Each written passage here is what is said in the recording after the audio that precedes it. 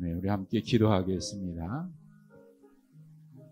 5월 가정의 달입니다. 우리 가정의 달을 맞이해서 우리 가족 식구들, 우리 가정 위해서 기도하는데, 특별히 하나님, 우리의 가정이 믿음 안에서 하나님의 복을 누리는, 하나님 기뻐하시는 거룩한 가정, 복된 가정, 우리 자녀들 믿음 안에서 하나님의 복을 누리는 그런 믿음의 자녀들, 경건한 자녀들 다 되게 하여 주옵소서. 우리 가정의 구원을 위해서, 우리 자녀들의 앞날을 위해서 기도하시고, 또 5월달에 우리 마음에 품고 있는 영혼들, 하나님 그 영혼들을 주님 기억하여 주시고, 하나님 그들을 잊어버리지 말아 주시고, 하나님의 때에 구원에 이를 수 있는 그런 은혜를 허락하여 주시옵소서.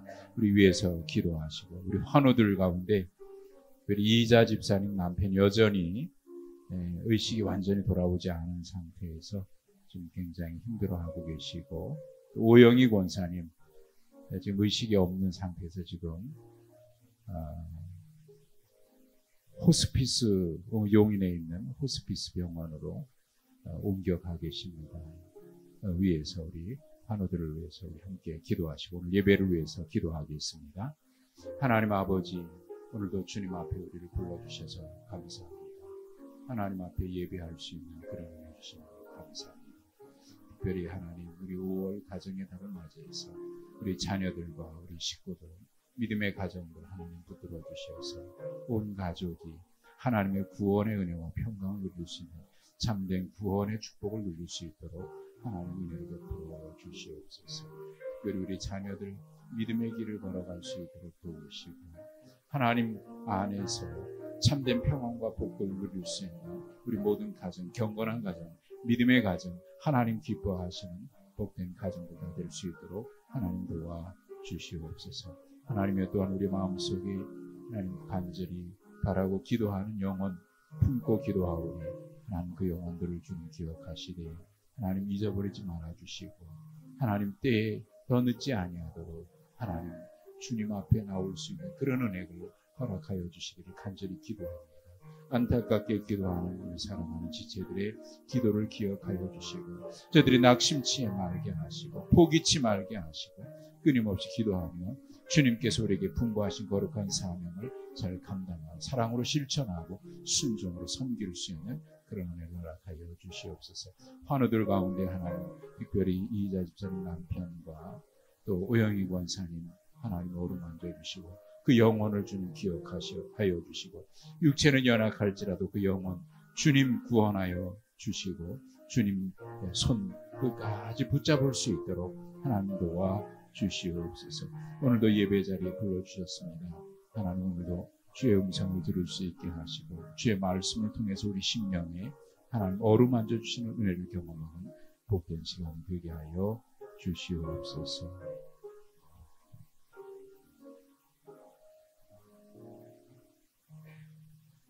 이 자리에 나온 우리 모두에게, 그리고 이제 이 시간 기억하며 주님 앞에 엎드린 모든 주의 종들에게 오늘도 하늘의 은혜와 참된 평안함을 허락하여 주시옵소서. 예수님의 이름으로 기도하옵나이다. 아멘.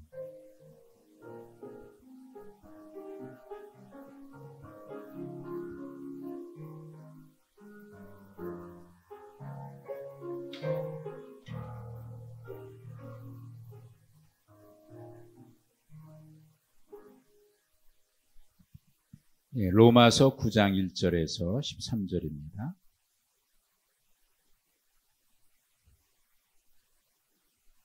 로마서 9장 1절에서 13절.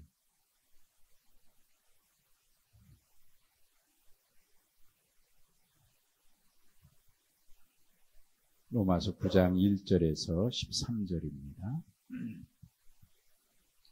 한 절씩 기도하겠습니다. 내가 그리스도 안에서 참말을 하고 거짓말을 아니하노라. 나에게 큰 근심이 있는 것과 마음에 그치지 않는 고통이 있는 것을 내 양심이 성령 안에서 나와 더불어 증언하노니,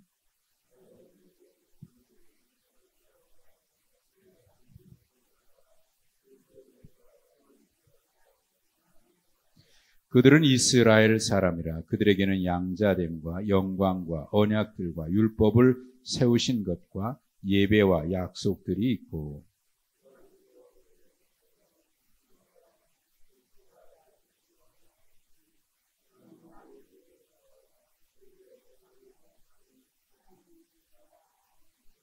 그러나 하나님의 말씀이 폐하여진 것 같지 않도다. 이스라엘에게서 난 그들이 다 이스라엘이 아니요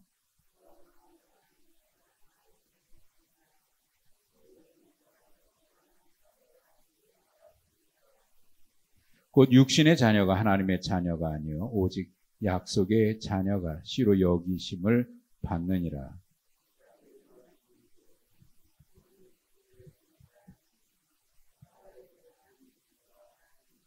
그뿐 아니라 또한 리브가가 우리 조상 이삭 한 사람으로 말미암아 임신하였는데,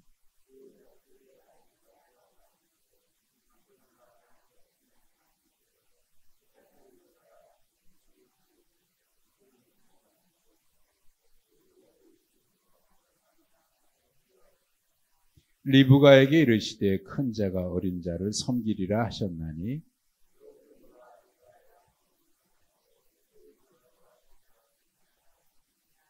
아멘. 지난 주일날 우리 EOE 페스티벌을 했어요. 우리 아이들이 마당에서 뛰노는 걸 보니까 참 보기 좋더라고요. 여러 게임들을 하고 지냈는데, 다 마치고 나서 우리 교우들도 다 돌아가시고, 그리고 이제 몇몇 교사들하고 좀 남아 있어서 행정실에서 차를 마시면서 이런저런 이야기를 하는데, 이런 이야기를 하는 거예요. 오늘 진행했던 것 중에 보물찾기가 있었던 모양이에요. 보물찾기. 이런 집사님 보물찾기 했죠. 예. 근데 이제 여기저기 보물을 숨겨놨는데, 눈에 띄게 잘 보이게 숨겨놨대요. 근데 아이들이 눈앞에 바로 두고도 그게 보이는데도 그걸 못 찾아가지고 어딨지 하고 못 찾더래요. 바로 눈앞에 보이는데, 다 보이는데도 놨는데. 그래서 선생님 그걸 지켜보면서 조금만 얼굴 들면 보일 텐데, 눈 조금만 들면 보일 텐데 가르쳐주지는 못하겠고, 가서 가르쳐주지는 못하겠고, 막 안타까워가지고 뒤에서 발을 덩덩덩 굴고, 애들 그거 안 보이나 봐요. 애들 그게 안 보이나 봐요. 사실 눈앞에 보고도 안 보일 때가 있잖아요. 그때 정말 안타깝죠. 야, 여기 있잖아, 여기. 미나 민율이는 찾았어요? 보물찾기 찾았어요? 네, 찾았답니다. 네, 그리고 어떤 아이들은 이제 좀 미리 선생님이 갖다 주면서 이따 보물찾기 할 거니까 나는 이거 가지고 있어라. 그리고 이제 좀 힘든 애들에게는 미리 갖다 주기도 하고 그랬더라고요. 그 보물찾기 할 때 선생님의 마음은 이건 못 찾게 하려고 숨긴 건 아니잖아요. 어떻게 하면 애들이, 네? 그렇다고 너무 노골적으로 이렇게 갖다 주면 재미가 없잖아. 너무 싱겁잖아. 그래도 숨기긴 하는데 마음은 애들이 이걸 금방 조금 하다가 찾고 찾는 기쁨. 야, 찾았다.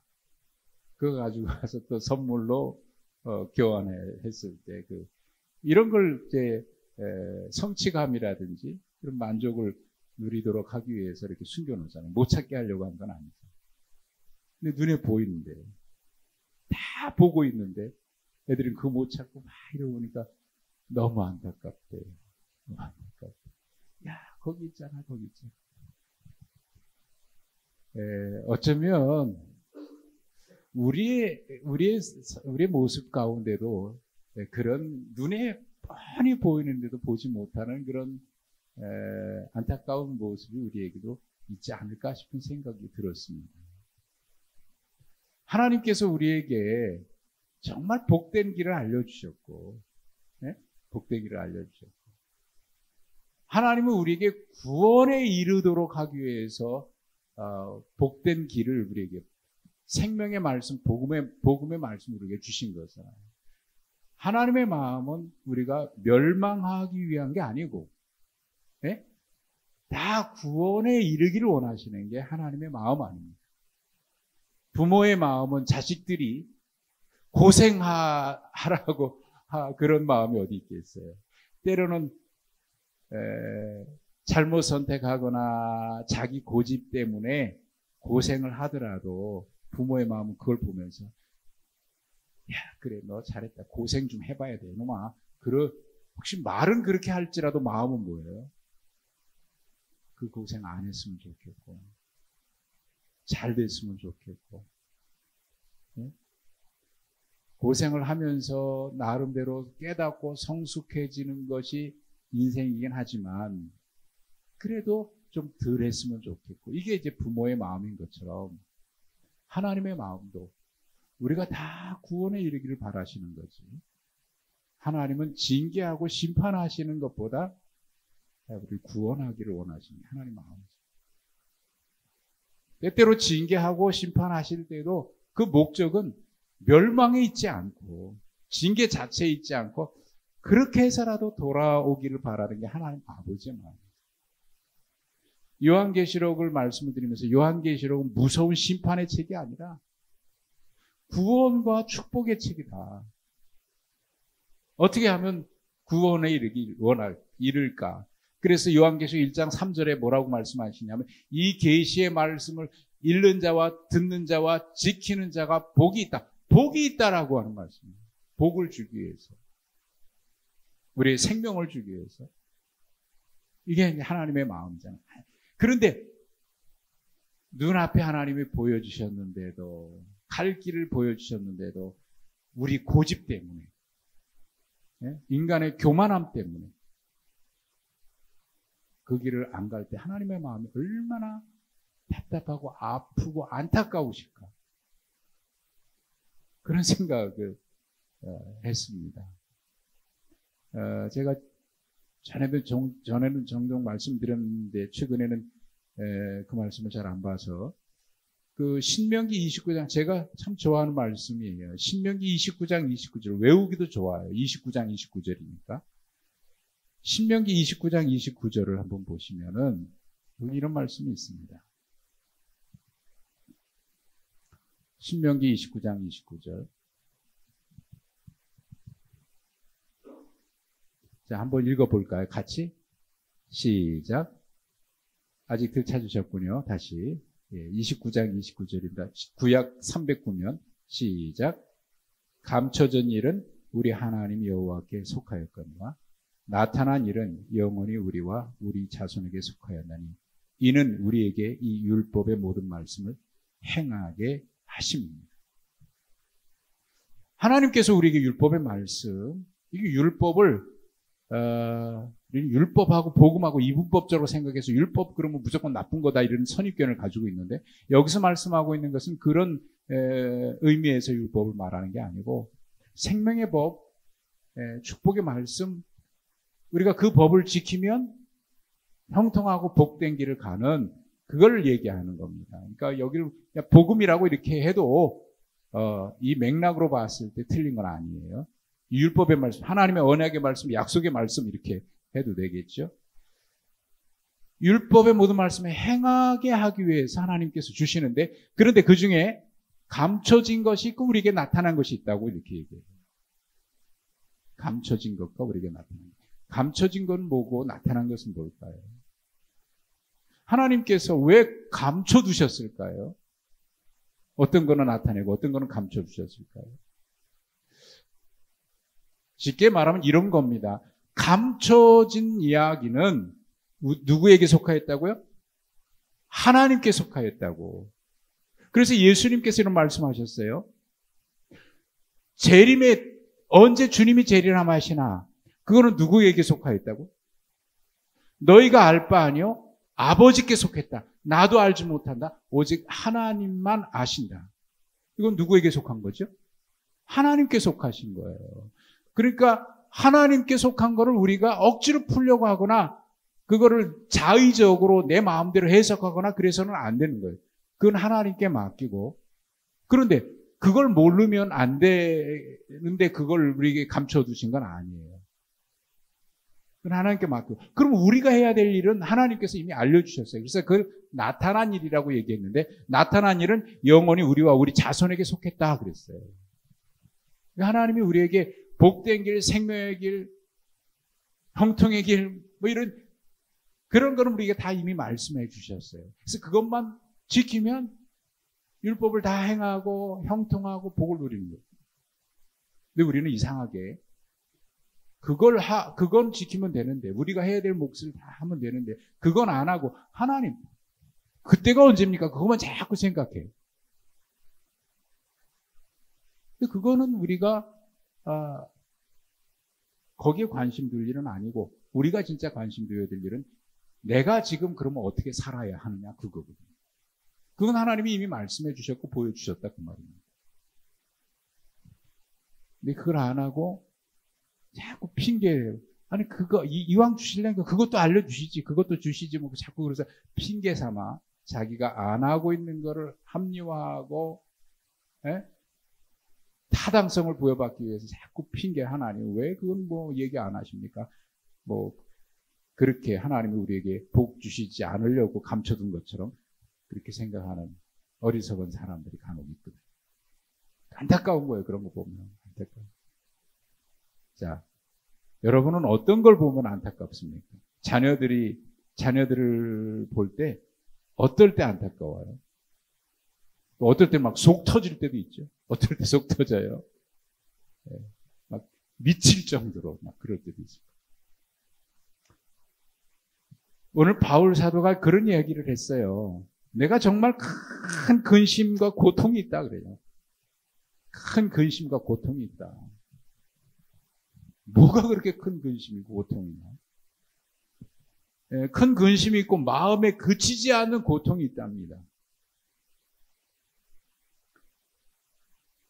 그게 뭐냐면 3절에 보면 또 이런 얘기까지 했어요. 내가 저주를 받아서 그리스도에게 끊어질지라도 원하는 바라, 이렇게 얘기했어요. 내게 큰 근심이 있고 끊이지 않는 고통이 있는데, 그거는 차라리 내가 여기 그리스도에게서 끊어질지라도 원하는 바다는 얘기는 뭐냐면, 내가 멸망당한다고 할지라도, 멸망당한다고 할지라도 그런 일을 내가 감수하고서라도 간절히 원하는 것이 있는데 그게 안 되니까. 큰 근심, 끊이지 않는 고통. 그렇게 얘기해요. 그러면서 이 고통은 9절, 1절, 2절 이렇게 이어져 있는데 끝에 보면 내 양심이 나와 더불어 증언한다. 얼마나 이게 큰 고통이고 그랬으면. 또 뭐가 도대체 그렇게 큰 고통이고, 내가 차라리 멸망당할지라도 이걸 원한다. 이것만 이루어진다면 내가 차라리 멸망해도 괜찮다. 그런 얘기. 그러니까 모세가 그런 표현을 했어요. 모세가. 하나님 차라리 이 백성들을 약속의 땅으로 인도하시지 않으려거든 차라리 내 이름을 생명책에서 지워주십시오. 그 마음이 어떤 마음일까? 차라리 내가 멸망 당하는 한이 있어도 이 백성들을 제발 좀 구원해달라고 하니까 얼마나 안타까웠으면, 얼마나 간절했으면 그랬을까? 그 마음이거든요. 여기도 이제 그런 마음이겠죠. 뭐가 그렇게 큰 고통이고 끊이지 않는 고통이고 내가 차라리 멸망당할지언정 이거 이루어졌으면 좋겠다고 그렇게 간절히 바라는 게 뭘까요?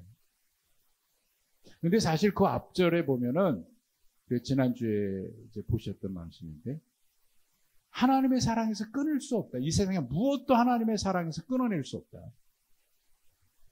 하나님의 사랑은 끊을 수 없는 사랑이다. 네? 무엇으로도 끊어낼 수 없고 하나님의 사랑의 소리를 끊을 수 없다. 그래서 우리는 그리스도의 사랑 안에서 어떤 일이든지 넉넉히 이기고도 남는다 그랬거든요. 얼마나 기쁜 확신에 찬 이야기입니까? 하나님의 사랑에서 이 세상에 무엇도 끊어낼 수 없다. 이게 확신의 소리를 하고 난 다음에 바로 9장에서는 이런 고통의 이야기를 하고, 그런 끊이지 않는 고통, 근심의 이야기를 합니다. 무슨 이야기를 하려고 이렇게 도대체, 무엇 때문에 이렇게 바울 사도가 그럴까? 그 이야기는 바로 4절에 3절에 보니까 뭐라고 하냐면 나의 형제 때문이다. 내 고륙의 친척 때문이다. 이게 여기서 나의 형제 고륙의 친척이라 그래서 혈통적으로 내 친척 가까운 형제 이런 사람들만을 얘기하는 게 아니에요. 혈육의 친인데 뭐 형제요, 친척이요 그런 사람만을 얘기하는 게 아니고 동족을 얘기하는 거예요. 그래서 4절에 뭐라 그러냐면 그들은 이스라엘 사람이라. 이들 때문에 그렇게 고통스러운 거예요. 왜 고통스러우냐면 4절에 보십시오. 그들에게는 양자됨과 영광과 언약과 율법을 세우신 것과 예배와 약속들이 그들에게 있다. 자, 이들은요 하나님의 약속을 받은 사람들, 하나님의 율법을 알고 있는 사람들, 복음이 뭔지를 알고 있는 사람이고, 예배가 뭔지도 알고 있는 사람, 예배도 드렸던 사람이고요. 기도가 뭔지도 알고 있고, 하나님의 언약이 뭔지도 알고 있고, 그리고 그들이 그 앞에 우리가 말씀드린 본대로 우리가 빚진 자이고 하나님의 상속자이고 하나님의 영광을 물려받은 상속자라고 하는 그런 이야기를 했었잖아요. 그러니까 그 영광을 약속받은 사람들이에요. 한마디로 말하면 성경의 내용을 알고 있고, 그리고 천국에 대해서도 알고 있고, 다 알고 있는데 5절에는 그들의 조상들도 그들의 것이고 율신으로 말하면 그리스도가 그리스도가 그들에게서 났고, 그러니까 그들은 모든 조건들을 다 갖추고 있어요. 복 받을 수 있는 조건들을 다 가지고 있어요. 약속도 알아요. 언약도 알아요. 감춰져인 게 아니라 드러난 것도 그들은 알고 있어요. 하나님 우리에게 뭘 주셨는지, 어떤 길을 가면 형통하고 어떤 길을 가면 복된 길인지. 신명기 29장 그 위에 좀 아까 보셨던 말씀에 감춰진 것, 드러난 거 얘기하는데 그 뒤에 이제 뭐라고 말씀하고 있냐면 복된 길이 있고 형통의 길이 있고 멸망의 길이, 저주의 길이 있다. 그런데 너희는 복된 길을 가라.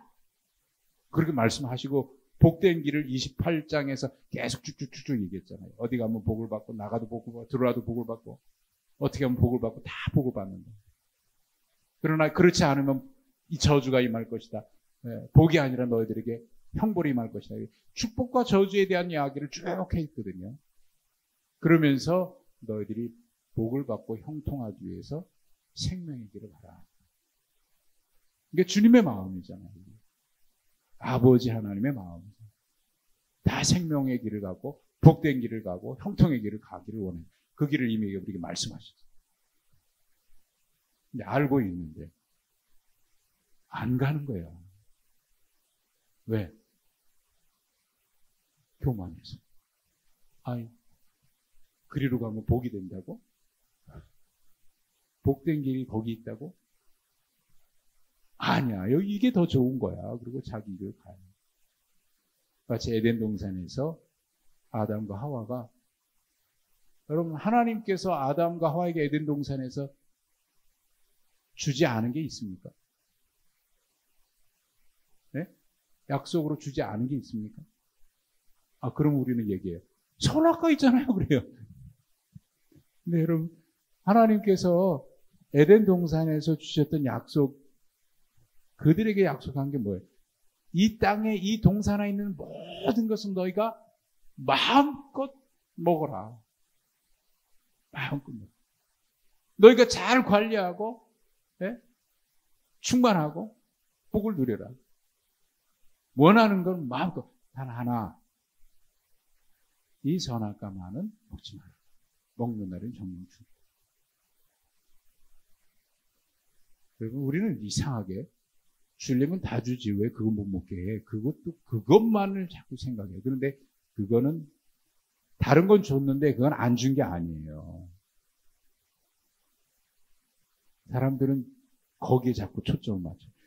다 준 것 같으면서 이거 안 줬잖아. 이거 진짜 안 준 거. 그래서 사탄이 야, 하나님이 다 준 게 아니야. 진짜 줘야 되는 건 안 주고 다 준 것처럼 얘기하는 거야. 이게 사탄의 속삭임입니다. 봐라, 이거 왜 안 줬는지 알아? 이거 먹으면 네가 하나님 되니까 먹지 말라고 한 거야. 그 얘기는 뭐냐면, 야, 하나님이 다 준 게 아니고 다 준 것처럼 하지만 진짜 줘야 되는 건 안 준 거야. 다른 건 있으나 마나야 이거를 줘야 되는데 이걸 안 준 거야. 그게 뭔지 알아? 이거 먹으면 네가 하나님 되는 거. 그걸 줘야 다 준 거지. 그거 안 주면 다른 거 있으나 마나야. 이거 먹어. 그러면 네가 하나님처럼 돼. 이런 속삭임 아닙니까? 근데 그거는 안 준 게 아니에요. 모든 것을 다 누릴 수 있는 조건이 뭐냐면 그 선악과인 거예요. 그러니까 그 선악과는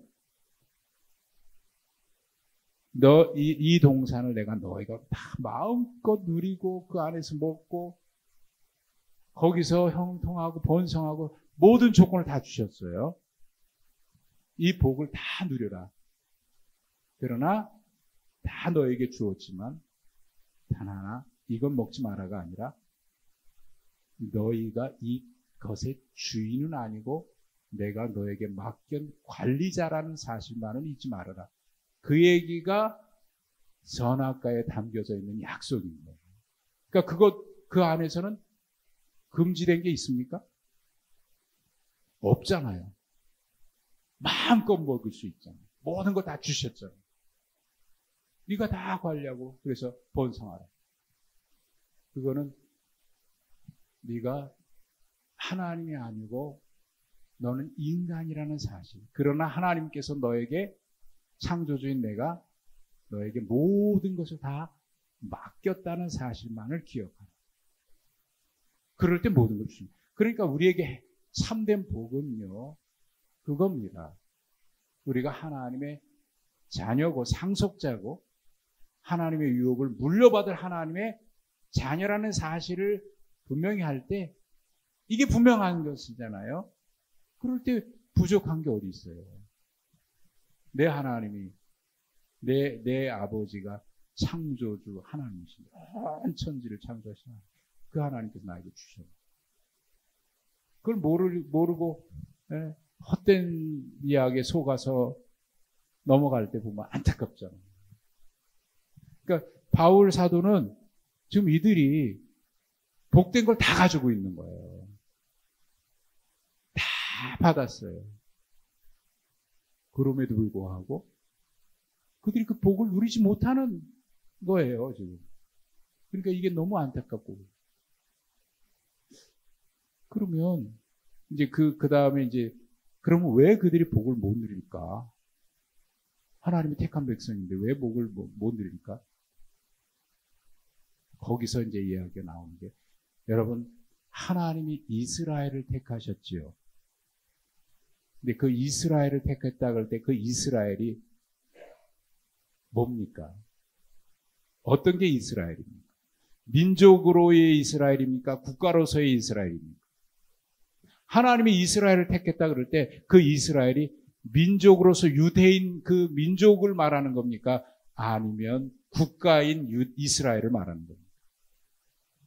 그럼 지금 이스라엘 국가는 성경시대의 이스라엘하고 달라요. 지금 유대인도 이 성경시대의 구약시대의 유대인이 아니에요. 로마 그러면 우리는 지금 이태리 로마 생각하잖아요. 근데 로마 제국하고 지금의 로마하고는 달라요. 같은 게 아닙니다. 그러니까 하나님이 이스라엘을 택했다 그럴 때 이스라엘은 그 민족으로서의 이스라엘이나 국가로서의 이스라엘을 말하는 게 아니고 하나님의 택한 민족이라고 할 때의 택한 백성이라고 하는 그 이스라엘을 말하는 거예요. 그 이스라엘. 그래서 바울 사도가 그런 이야기 하잖아요. 할례냐 무할례나 할 때 육체의 할례 받은 자가 할례가 아니라 마음의 할례 받은 자가 할례입니다. 이면적 유대인이 있고, 예? 그런 바울 사도가 그런 표현을 하죠. 혈통으로 유대인이냐? 그게 유대인이냐? 아니라 이거죠. 그래서 예수님이 나다나엘에게 뭐라고 그러냐면 네가 참 이스라엘 사람이다 그런 얘기예요. 네가 참 이스라엘, 요한복음의 1장에 네가 참 이스라엘 사람. 그때 그 참 이스라엘 사람은 혈통으로서의 이스라엘, 민족으로서의 이스라엘입니까? 아니면 국가로서의 이스라엘 말하는 겁니까? 그거 아니잖아요.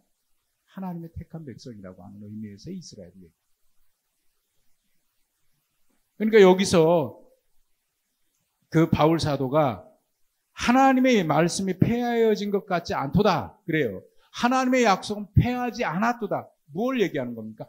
하나님이 택한 백성이 있거든요. 그 이스라엘. 그런데 그 이스라엘 유대인들이 하나님을 배반했어요. 그럼 하나님의 약속이 이게 잘못된 거예요? 하나님의 약속이 뭔가 문제가 있네? 유대인들은 자기들이 혈통적으로 유대인이기 때문에 아브라함의 후손이라고 생각을 했어요. 근데 예수님 뭐라고 말씀하셔요? 너희가 아브라함의 후손이라고 하지 마라. 아니 왜 우리가 아브라함의 후손인데 왜 그렇게 말하느냐고. 예수님 죽이려고 그때부터 일을 갈고 있잖아요. 하나님은 이 돌들로도 아브라함의 후손을 만들 수 있다. 너희가 혈통으로 아브라함의 후손이라고? 웃기지 마라. 아니라는 거예요. 거기서 말할 때 아브라함의 후손은 뭘 얘기하는 겁니까? 아브라함의 후손은 혈통적으로 아브라함의 후손이 아니라 하나님의 언약 백성일 때 그 언약 안에 들어와 있을 때 그를 아브라함의 후손이라고 얘기하는 거지. 그러니까 여기서 이스라엘도 그런 거예요. 하나님의 말씀이 폐했느냐? 약속이 잘못됐느냐? 하나님이 약속하셨는데 그 왜 안 이루어지죠? 잘못된 거 아닙니까? 아니라는 거예요. 이스라엘에서 난 자들이 다 이스라엘이 아니라는 거예요. 7절에 아브라함의 씨가 다 그의 자녀가 아니라는 거예요.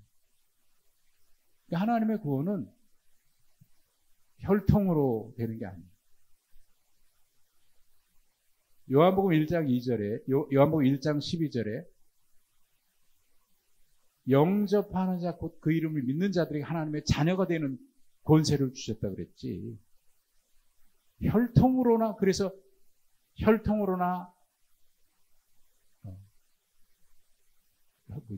혈통으로나 사람의 뜻으로 아니라 하나님의 뜻으로 난 자들이 하나님의 자녀들이에요.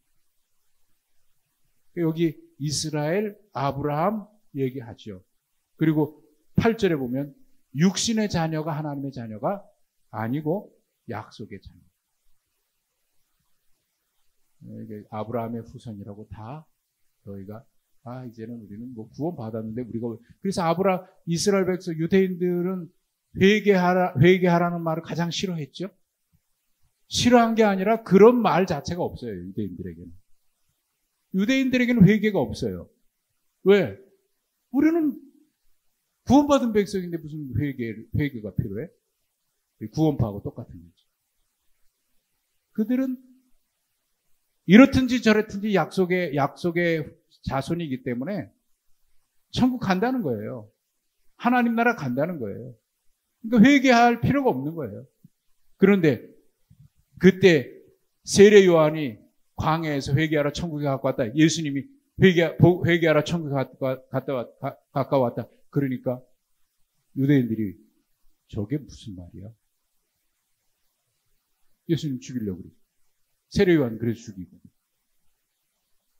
유대인들은 회개란 말이 없어요. 왜? 택함받은 백성이니까. 구원받은 백성이니까. 회개가 왜 필요해? 회개는 누구에게나 필요해?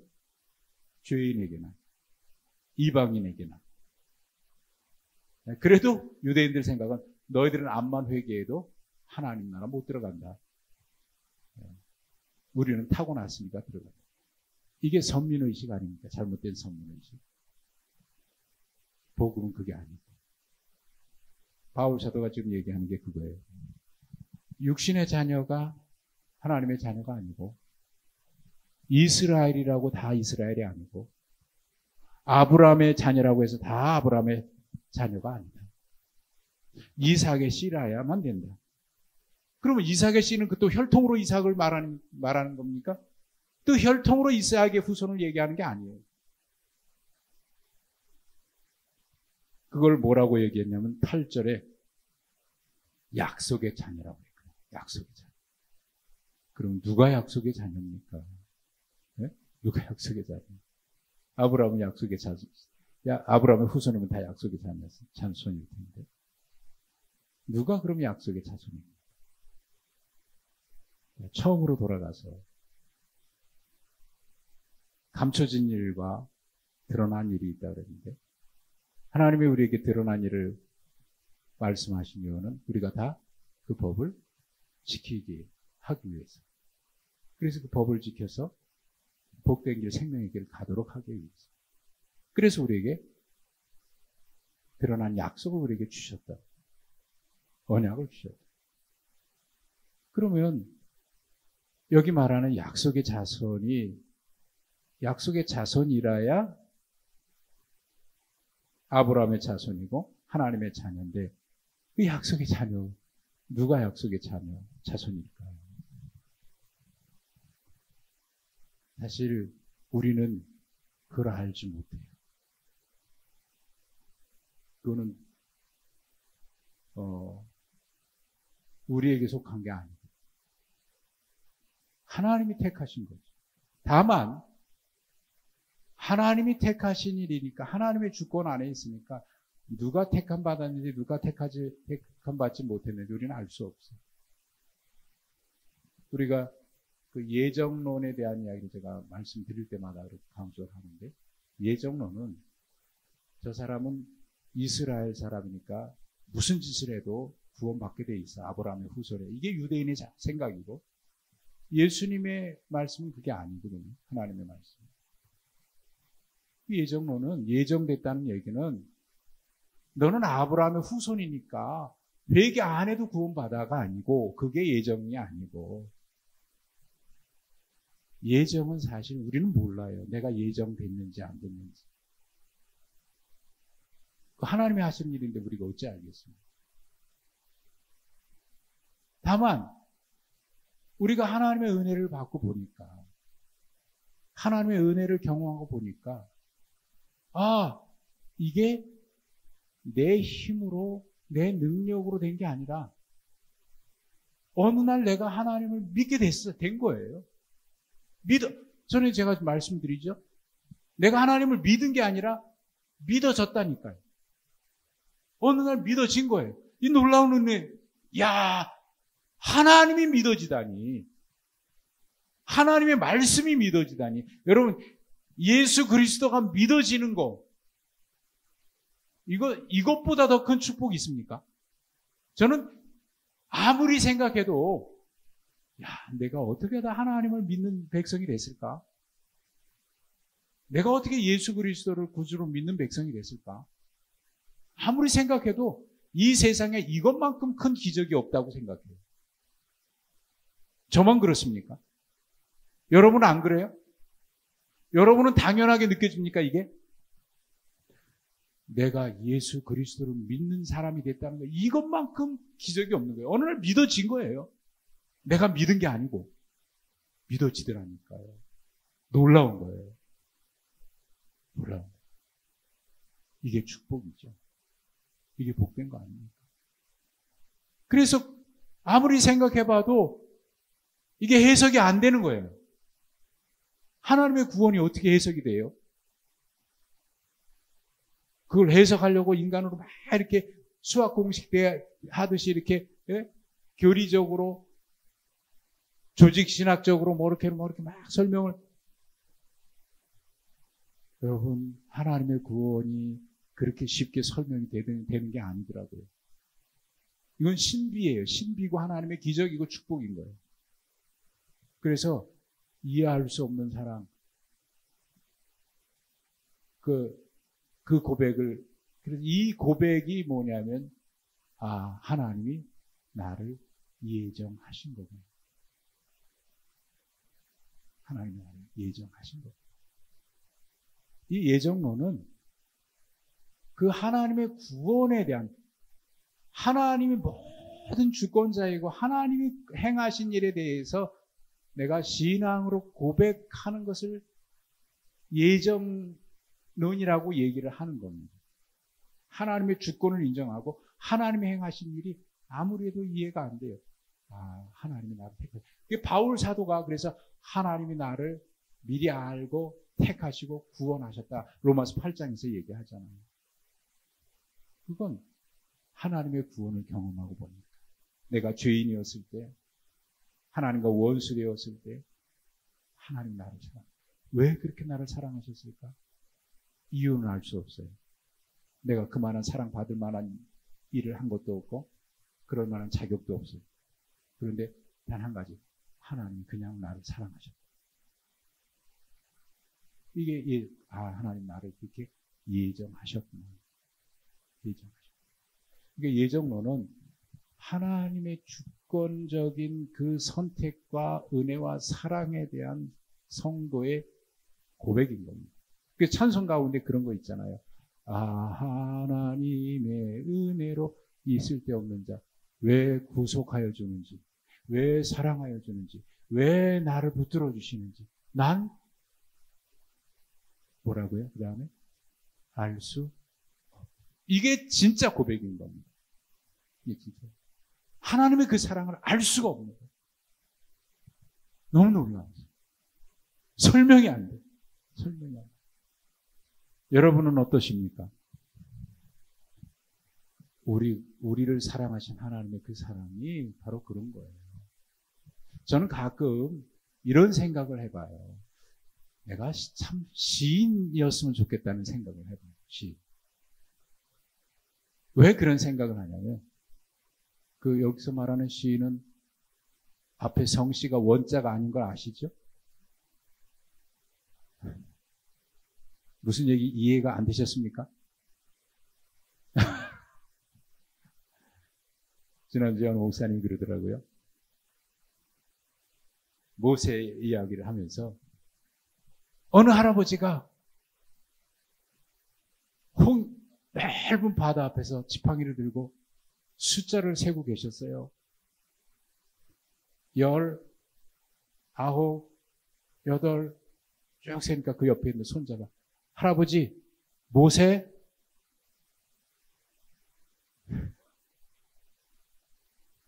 그래서 제가 그 얘기하면 한 10초는 줘야 교인들이 웃겠는데 그랬어요.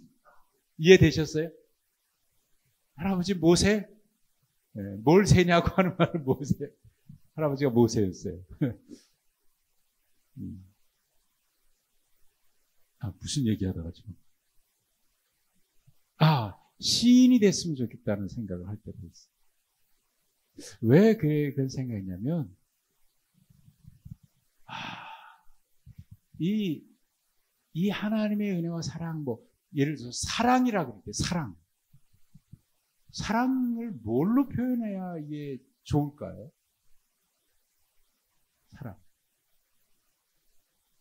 사랑을 설명하려면 설명이 되겠지만, 그러다 보면 사랑이 뭔지 설명하다 보면 사랑이 빠져버려.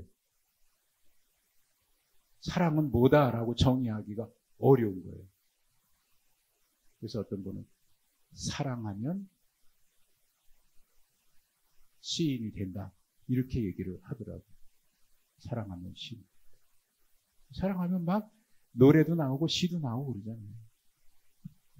어떻게 표현할 수 있을까? 그 표현이 잘 안 되는 거예요. 그럴 때 시인들은 이럴 때 뭐라고 표현할까? 시인은 이럴 때 뭐라고 표현할까? 그럴 때 제가 좀 어휘력이 부족한 거에 대해서 좀 어렸을 때 좀 책도 좀 많이 읽을 걸. 어휘력이 부족하다는 거죠. 그럴 때마다 좀 많이 느껴요.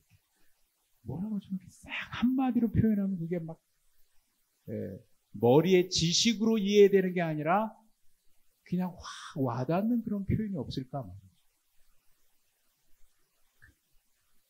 그 시인이 찬송가 그 가사에 날 왜 이렇게 사랑하시는지 난 알 수 없는 거죠. 정말.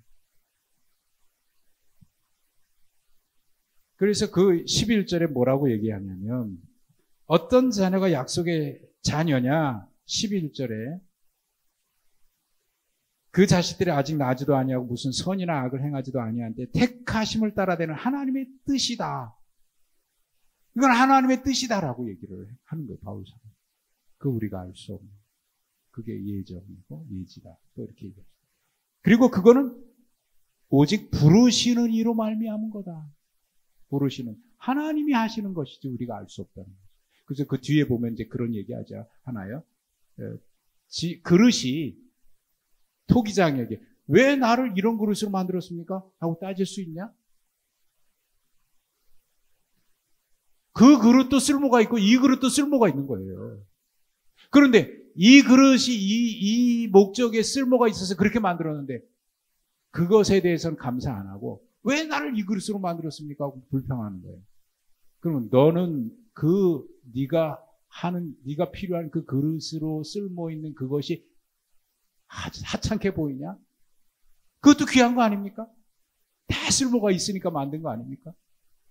그래도 남들과 비교하니까 나는 부족한 거고 나는 언제나 하나님께 사랑받지 못한 것 같고 하나님 앞에 우리 모두가 사랑받고 부르시는 이로 말미암은 거다.